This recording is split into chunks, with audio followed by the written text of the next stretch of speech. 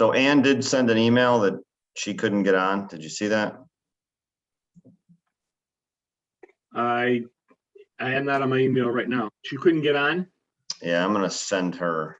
She could use the link in the agenda, Mark, Yeah. and then I'll bring her to panelists. That's the easiest way. Yep. Click the link in the agenda, because I resent her link this morning too. Just click on the link In the agenda, agenda. and then I will.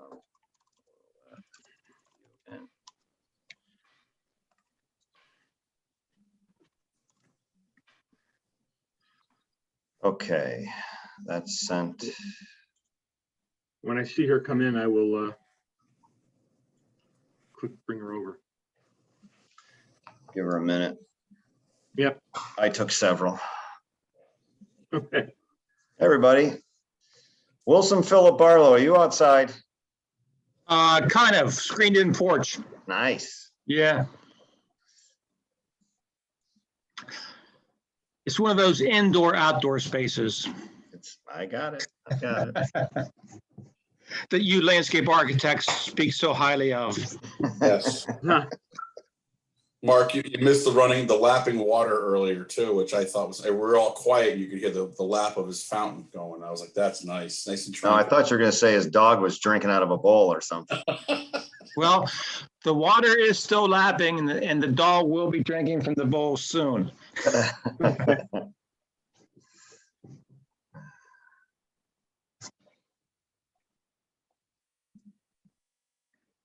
Hey. There's Ann. Hey there. Ann, how you doing? I feel like I missed something. No. No. For general frivolity. Morning, everybody. All right, Morning. we already started Morning, recording. And just so you know. Morning. Okay, due to some technical difficulties, we're going to start this meeting a little later. And Ann, I had just as much trouble as you did. So. Okay, sorry all. All right, so if we're ready to go, we will call the May 18th State Board of Landscape Architects meeting into session at 9:40 a.m.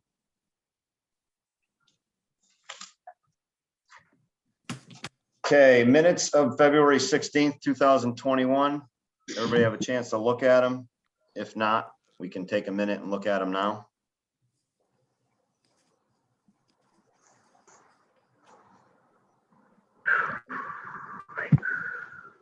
I've got a couple comments. So under 4, old business, number 2, we're talking about the Phil Doyle letter. Yep. Last sentence, first paragraph, she will also speak with Mr. Aragoni by telephone subsequent to today's meeting. I guess that should be subsequent to today's meeting. Where is this, Phil? On the page This is, let's under old see. business? This is old business number 2. Page 2. Page Second to last 2. paragraph.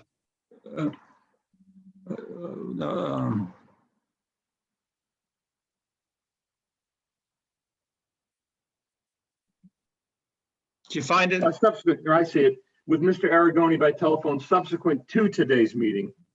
Yeah, and then just wanted to clarify the next sentence, so I'm going to read it. Mr. Aragoni noted that this proposed communication be very specific and detailed and not a blanket email that may be ignored. Should that be Mr. Aragoni suggested that this proposed communication? Because I don't think we've done it yet, have we? No. Okay, then further, he wants to assure this notice goes the appropriate officials, I guess goes to appropriate officials, as well as those individuals the board knows have not been accepting the landscape architecture seal.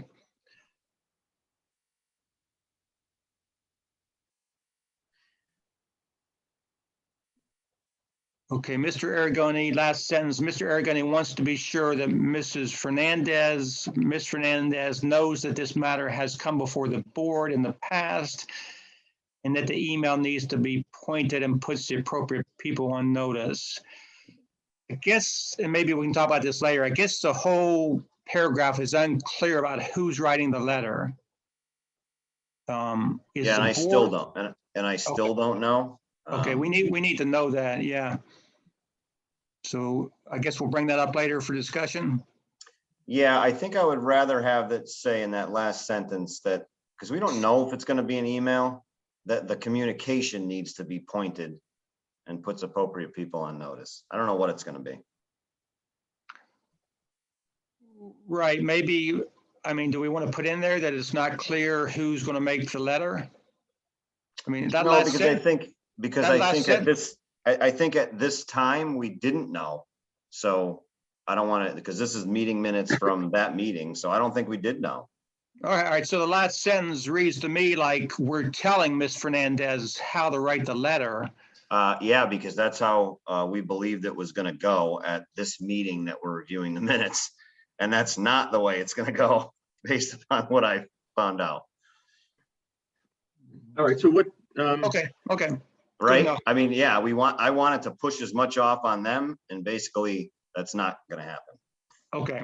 All right, so we have more information on that we can talk about. Yeah.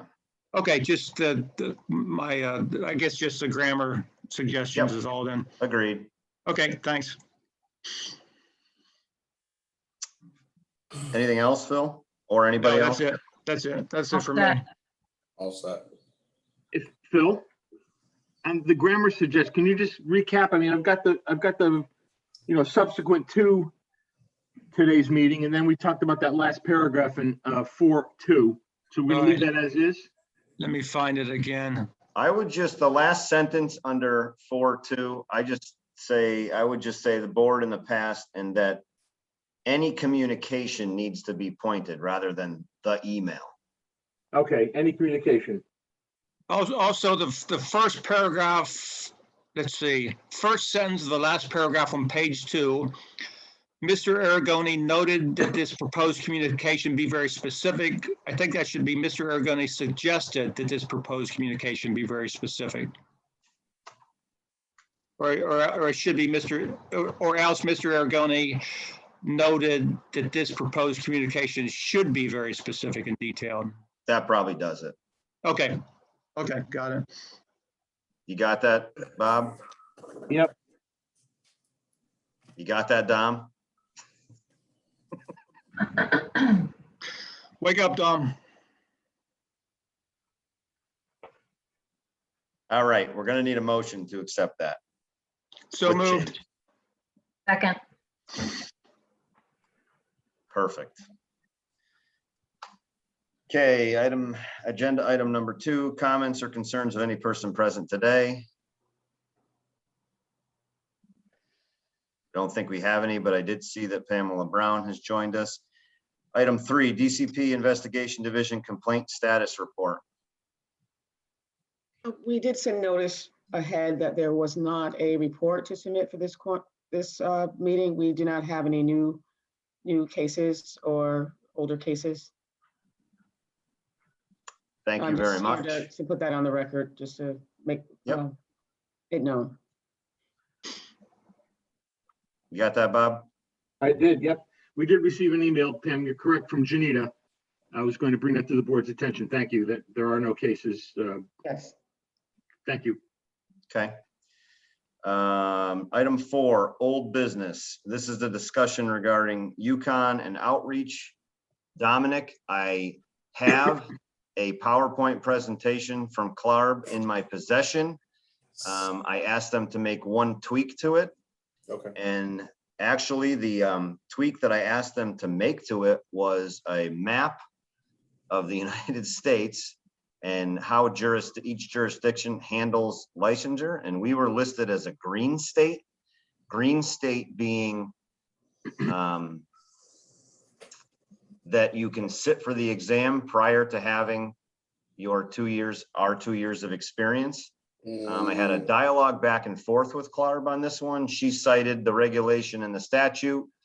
And when she referenced the statute, the regulation's pretty clear. The statute is the one where it really is gray and really says that it's the board's purview to see if those 2 years meet our requirements or not. So I asked them to change our state, which has been historically green, meaning you can sit for the exam on the CLARB map. I asked her to change it back to, I think it's yellow. Some of the other ones are yellow as well. So it was a discussion, and CLARB had said, well, historically Connecticut, we've always treated Connecticut as green. And I said, well, that's great, but we don't really feel that way right now. So I'd rather it be represented as not green. So that's the only slide, really. Everything else is it's a Could really you just good. explain the difference? Mark, could you explain the difference in those? Sure. So the conversation that we've had over several meetings, and Dom has brought it up, was that currently we're receiving fully filled out applications for new licensure from CLARB that states they've passed the exam, that states they have their degree, and that states they have 2 years of experience. What we found is a couple of the applicants, we felt maybe they didn't graduate from an accredited degree, and we had questions about whether their relevant degree actually met the standards of what we require as, or what we consider a landscape architectural undergrad. Okay. Yeah. Or even their work experience is unverified, which is that unverified thing that we've run into a couple times. And we get these applications specifically on the non-accredited degree side. We've had questions and open discussions on this board on whether certain degrees really fit the bill. But when we get these applications from CLARB, we almost kind of feel like we're in a box, because they've passed the exam. They either have a master's or a 4-year undergrad degree, and they have their experience, and they're kind of looking like, well, I meet all your requirements. When in fact, we kind of feel like our statute says, well, you should come to us before you sit for the exam, and we'll tell you how we feel. Either way, this board has the authority to review undergrad degrees and experience. And it's a weird situation. And I just asked to have us taken off from green, meaning, yeah, you can just go to Connecticut and they're going to push you through. I'd recommend we move this to a new business discussion, get through old business, because I have some research that I've done too on it, and Okay. probably open up a little bit on it as well. Okay.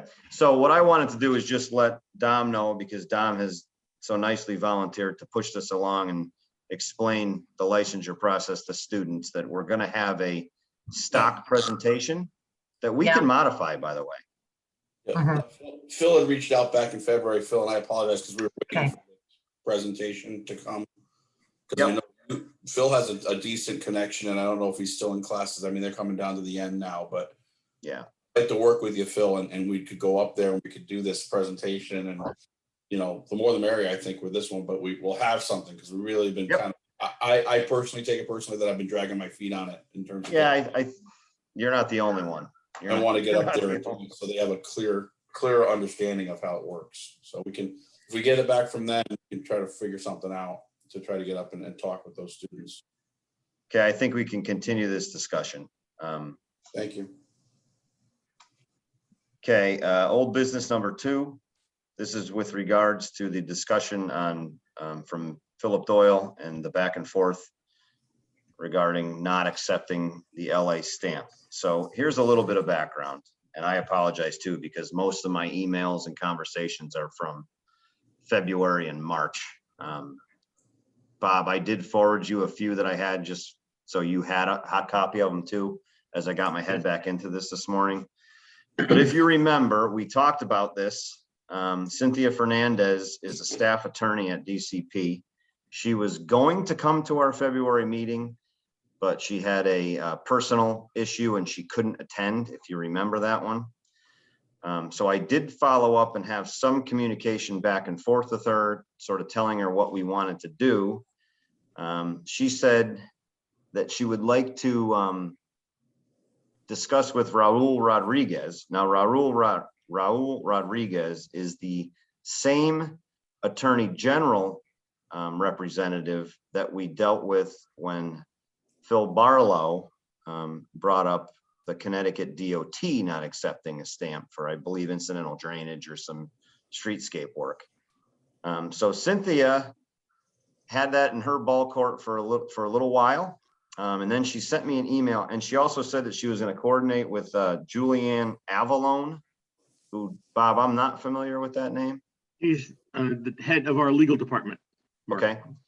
And then I did get an email back from Cynthia saying that they felt like it was best that we go directly to Raul Rodriguez in the Attorney General's office. So I feel like we've kind of come full circle. We started with Raul, who came to a couple of our meetings a year or so ago. That's the Attorney General's office when we were dealing with Phil's discussion in Connecticut DOT.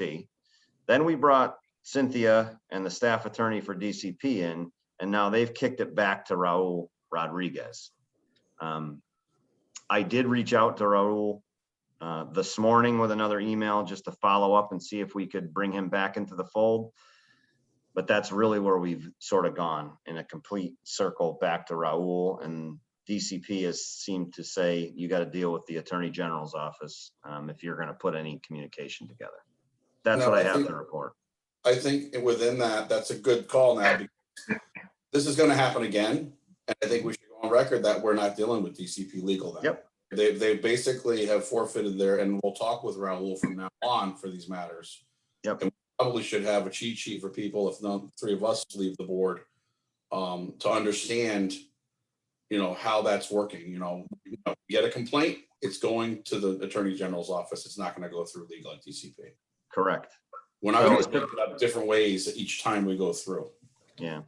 And Raul did get back to us pretty quick. He actually attended a meeting pre-COVID, if you remember. Yep.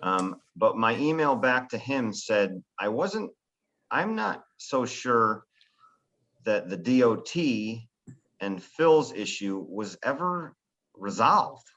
Correct. So Correct. I did put that right in my email response back to him saying, here's background on our new issues. But I said, if I'm wrong, correct me, but I'm not sure that Phil Barlow and the DOT issue was ever resolved. So we're going to rekindle this thing and hopefully bring it to a head. So I think both of those should stay under old business now. Yeah. Yep. Yep, and this is the way we're finding out bureaucracy works, if we didn't know already. Obviously, it is a continuing frustration for landscape architects. It's been that way since I've been practicing landscape architecture. So I don't know if it's even, what am I trying to say? I think Dom's suggestion is a good one, to start tracking what we're doing step by step. And I suppose we may come to a point where we have to tell licensed landscape architects that there really isn't any recourse, which we may get to that point. Yeah, we may, but I don't know if we're there yet. I think. No, and we have to track it to a resolution, because minus you on the board, we haven't addressed the issue. Well, no, we haven't. Well, again, it's kind of an unsolvable dilemma. We have addressed the issue and it's been ignored. And again, that's been the history of these things ever since I can remember. Yeah. So again, I guess maybe we're just going to, I don't know. Yeah, you guys are certainly right. We'll address it the best we can. Yeah, right now we have a letter. We have a letter that we waived that was sent in 2015, I believe, from the past chair. And I think that we need to, and Bob, I'm going to ask you if you can, and tell me if this is something that you can't do, but I'm going to ask. Is there any way we can start a file and pull all this information and keep it in one area, so that if all 5 of us disappear, that somebody has this file that they can go to and say, oh, here's the 2015 letter. Oh, here's everything that came when Phil Barlow brought something up. Oh, here's everything that came up when LADA brought something up. And here's the correspondence and the attorneys that are involved. It'd be really nice to have something in a file. Yeah. Yeah, I could certainly do that. I've got individual documents in a board file, but I can also pull together the discussion from minutes Yeah. in conjunction with individual documents and put them all in one file. Yeah, because I'd like to make sure that people understand that we didn't just sit on it and we're actually trying to do something, but we're sort of stuck in a bureaucratic circle and we're trying to bring it to a head, and we're going to have to reference a lot of these materials anyway in this communication, whatever it may be. Are we calling this a barriers to practice file or something? It kind of needs a title. We need to kind of start to name it so that we can track it in our discussions and meetings and minutes and everything else. So it becomes a thing. And maybe then when it becomes this named concern, we can really get some traction from maybe people who can make a difference. And if we have the legal right to stamp drawings in all municipalities for specific things, for the grading, the drainage, other types of things like that, site plans, then we need to, somehow advocate. Do we take it to our representatives? We can't advocate, but we have others that can advocate. And if it's showing up in the meeting minutes, that's one good thing. It has to be on meeting minutes or public records. So Yeah. as it's showing up in old business and then our voiced frustration at the process, which is fine. We can be frustrated with the process too, but keep moving through. It can be highlighted to others outside of our purview that could take action.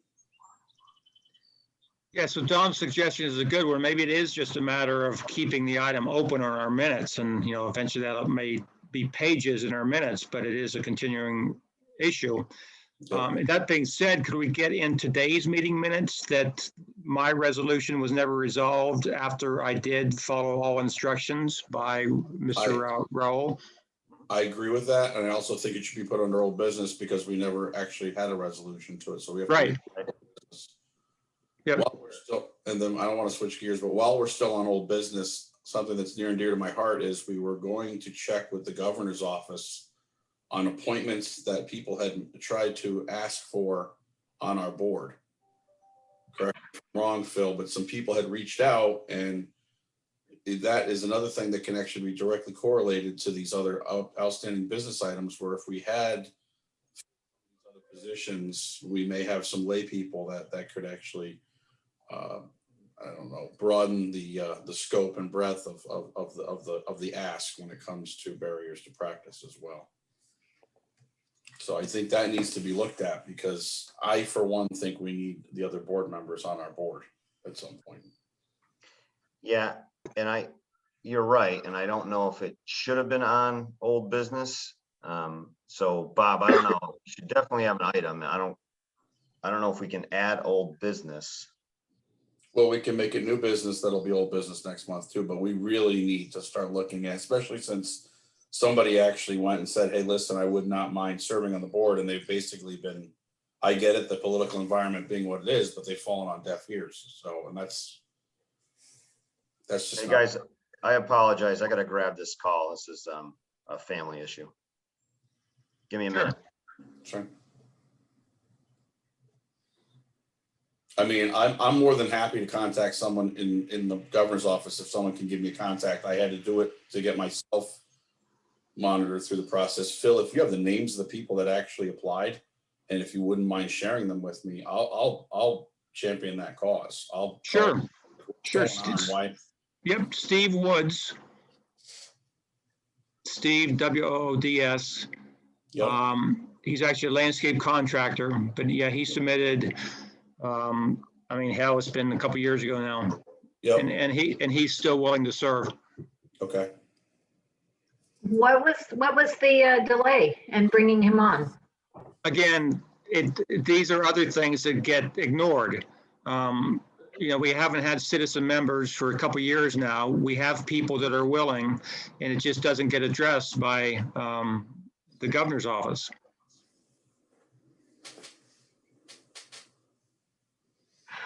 So Bob, do you have that name that Don would get in touch with? The contact person, I think you can email is Alan Demeta with the Commissioner's Office.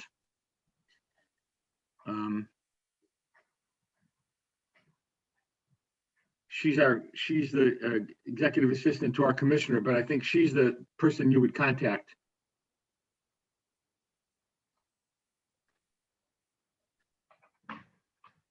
So I guess the item in the minutes should be, would it be citizen members? What are non-LAs called officially? We have For the board. we have three vacancies for public members. Public members, right. So the item would be public member appointment, I suppose. And we can Yep. carry that as old business until it gets resolved. Yep. Are Carried there, over are to there certain kinds of citizens or members of the public who would be like a good draw for this type of board? It's really Position? open. It's really open to anyone. On my time on the board, sometimes it's been people that have, kind of vague political aspirations. They just want to get themselves on a board for a resume item, and that's fine. Other times it's been people that are interested in landscape architecture and gardening landscape. That's fine. Other times it's been, as we have now, contractors and other members of the field. So it really could be anybody. Okay. And again, in my experience, it's been a wide range of people. Mhm. And it is an ongoing issue because they typically don't stay long. They stay a couple years and they realize it's pretty, it's drudgery. And I guess maybe they get what they need out of it, which is perhaps a resume item. But yeah, it's a constant, it's constant to get public members on the board. And I would just reiterate too that, and Mark, you tell me if I'm wrong, but CLARB very much suggests that we have public members because they tell us that it's very important when our law gets challenged, that if we don't have public members, that it's a strike against us. Yep. 100% correct. Yep. So the point is, it's not like it's a consequential item. It's pretty important to our profession to have these members. Mhm. So I apologize, but Bob, do we know if there's a list of public members, applicants? I don't know. I was just, the person to contact, I was telling Don, would be Alan Demeta. She's the liaison between our office and the governor's office for board appointments. Also, just to go back in, there are general requirements in the statutes regarding what the public members, I think there's residency requirements, but I have to double check, but there are overall requirements for the public members and it's outlined in the statutes. I think it's 2370. Yes, and I can't quote them, but my recollection is they're very vague, such as residency in the state of Connecticut. It has nothing to do with profession or business or type of work you're in, that sort of thing. Correct. Thanks.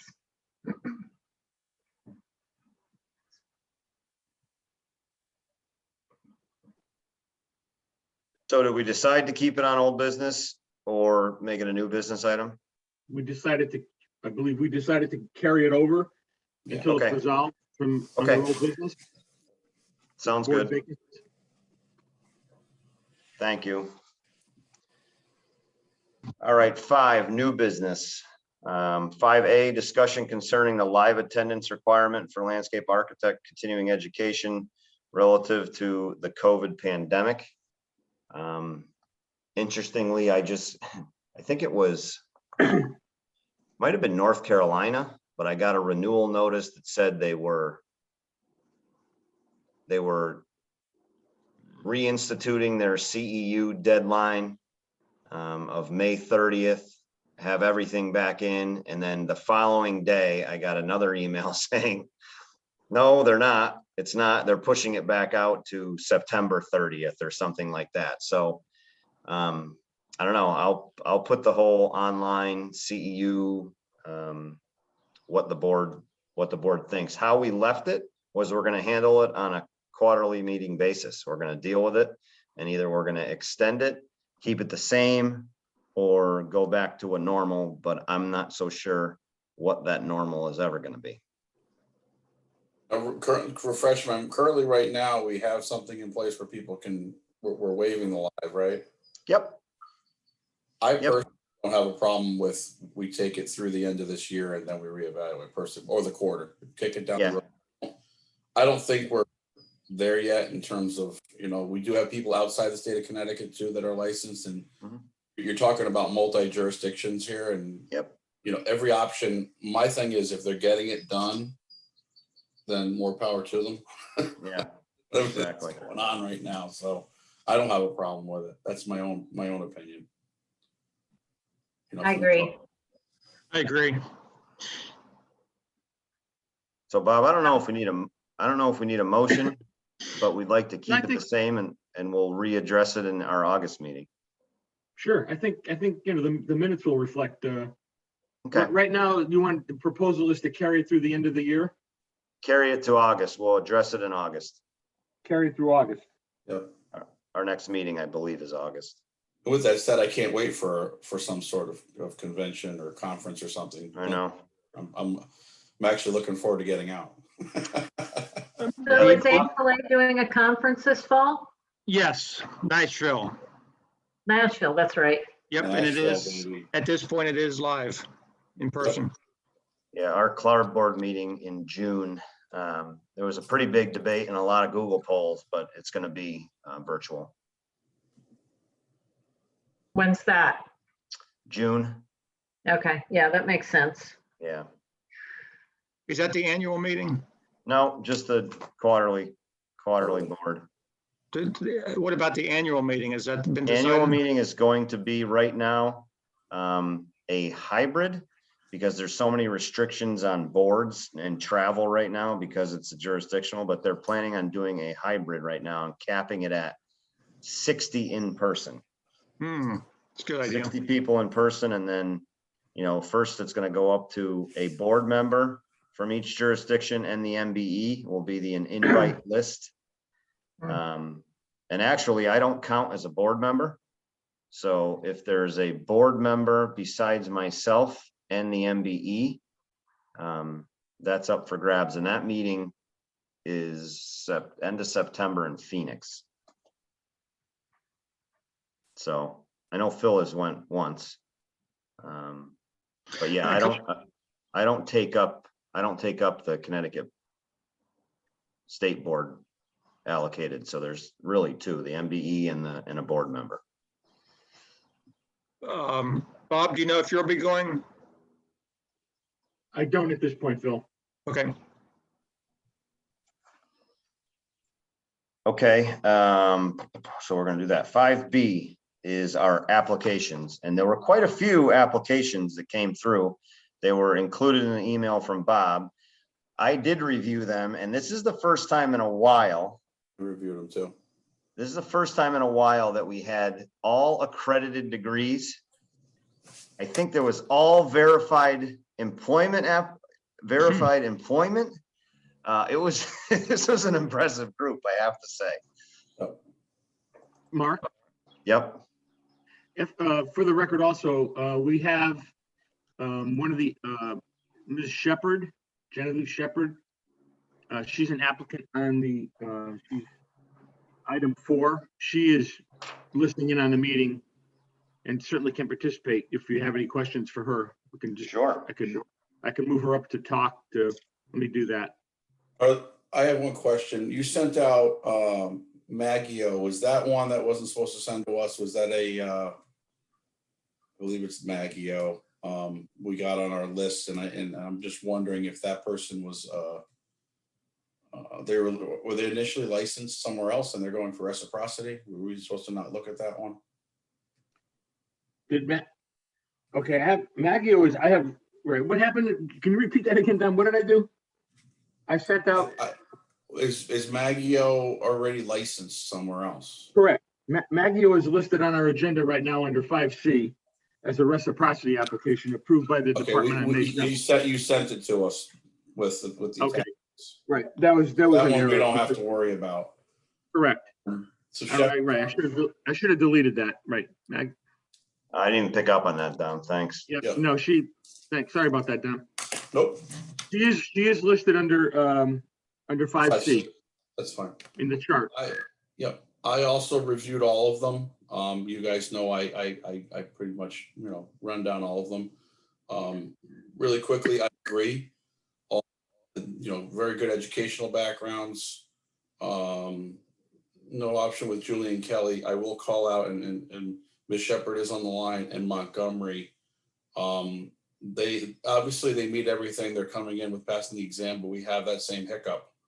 Montgomery, exam 1 was taken within the 2 years, not after the 2 years, just for the record. And Shepherd, exam 2 was taken within the first 2 years, not after the first 2 years. And that's obviously for people who are listening in, it's this issue with the statute versus the law regulation. But I don't have an exception, but I do want it documented. Yep. We're doing this on a case-by-case basis at this point. Mhm. The last one I will document, Zhang. And I guess I can bring it up now.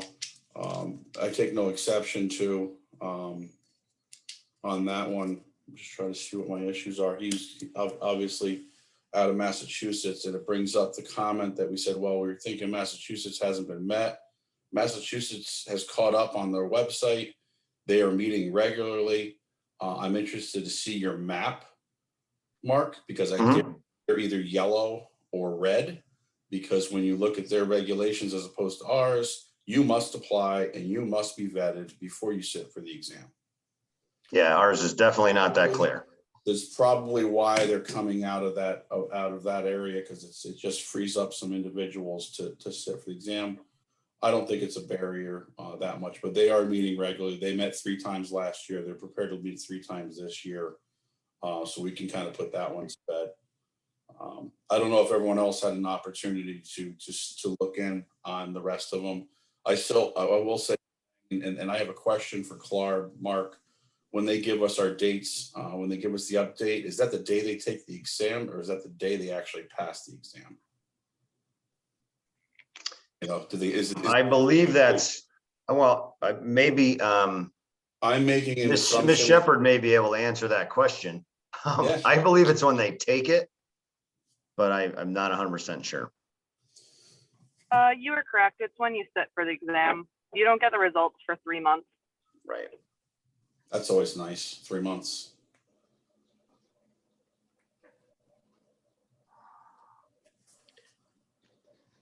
Okay, so all of Dom's points are valid. This is the case in which everybody meets all of our requirements.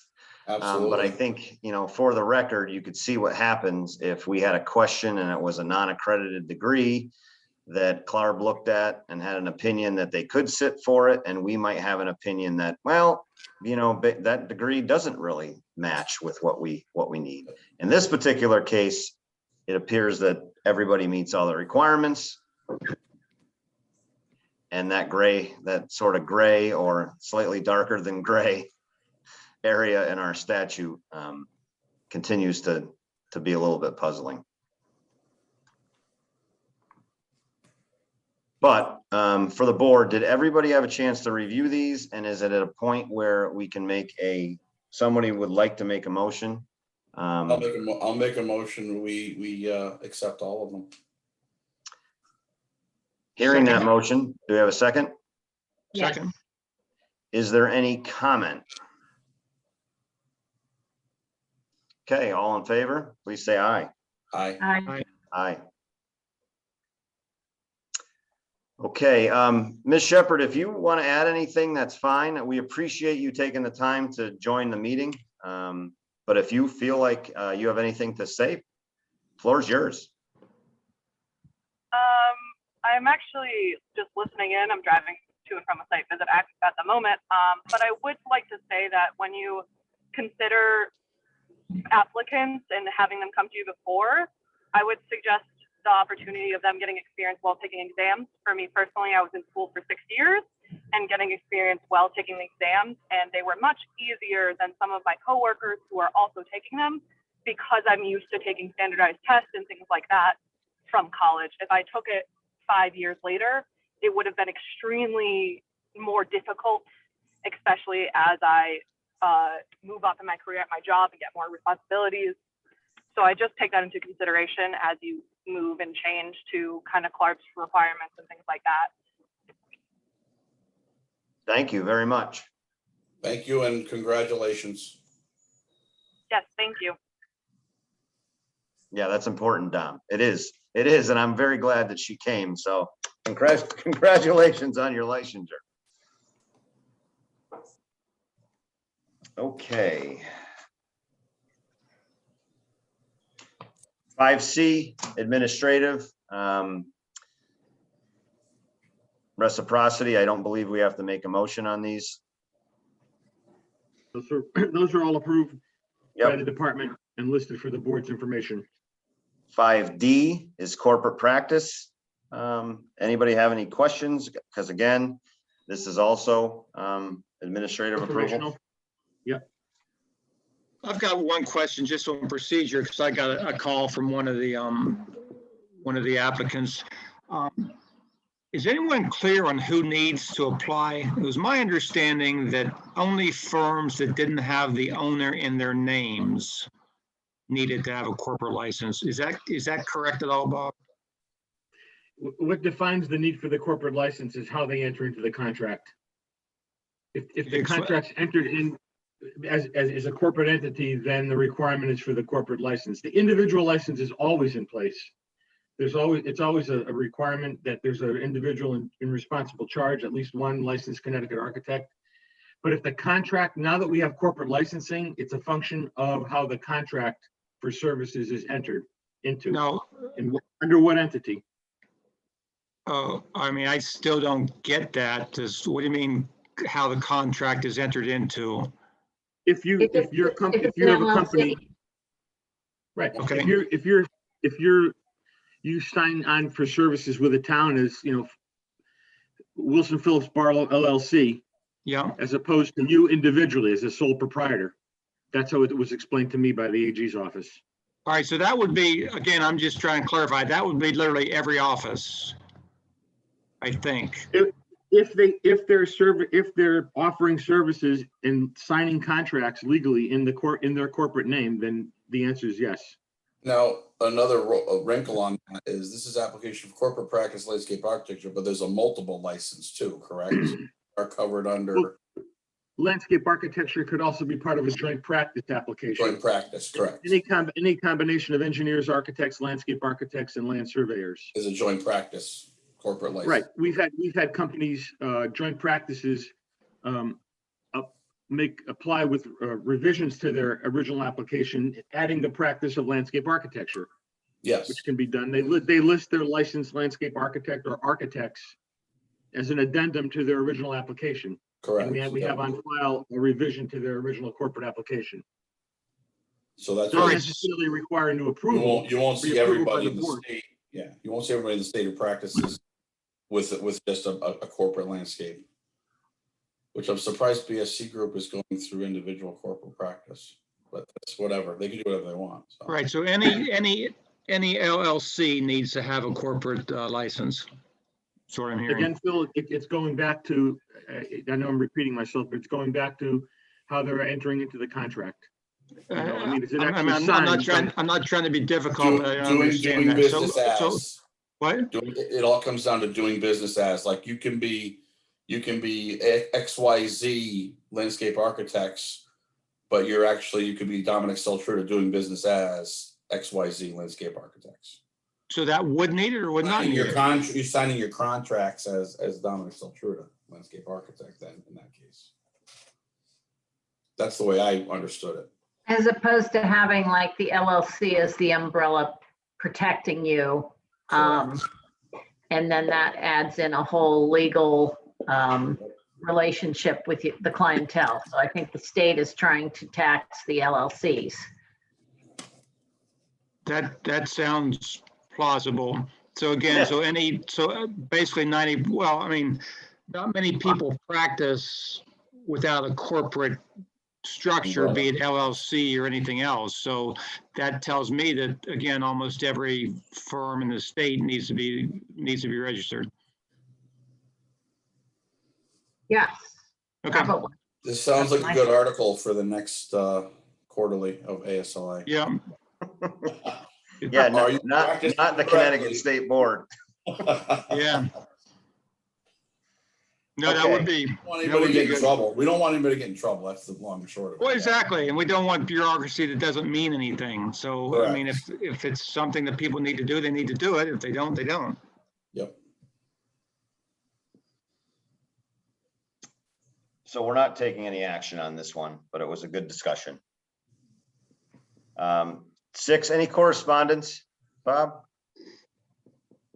I have none, Mark, Okay. at this point. 7, comments or concerns of any person present today? I have a comment. This is a good thing, and you guys may know this, but we do have one in the win column for the profession. A couple years ago, CT ASLA lobbied DCS, Department of Construction Services, to include landscape architects in their on-call list, which they had not done previously, and in fact excluded LAs. But through lobbying, they now include landscape architects in their on-call rosters. So I think that's a win. That is, Huge And win. it was, it didn't just happen. It was, conscious effort by many people. that's great. That's great. Dom, do you want to continue your discussion? Which one? I don't know. You said you had some additional information and you did some research that you wanted to share. That I shared it already. It was Okay. the differences between the And Massachusetts and yeah. Yep. And I'll have you know, CTASLA is monitoring that stuff, in terms of licensure as well as we are.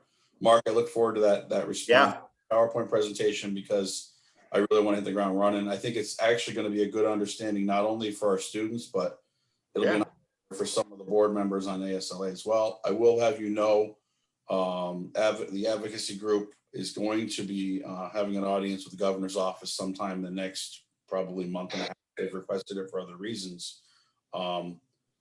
If we wanted to, we could probably piggyback that if we don't get any relief. I want to go through the proper channels on filling our board position, but reaching out for some other items that they're going to meet probably with mid-level, low-level staff in the governor's office on some other issues. But okay, and I will share this presentation with everybody on the board and Bob, so we can at least keep it on file and have it.